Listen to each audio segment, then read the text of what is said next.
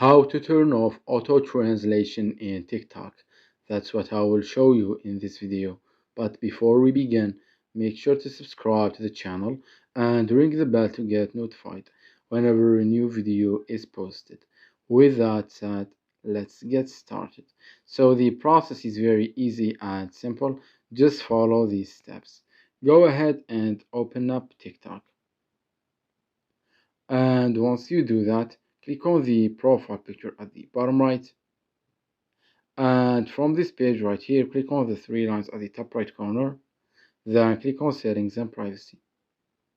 Once you are here, scroll down to the content and display section.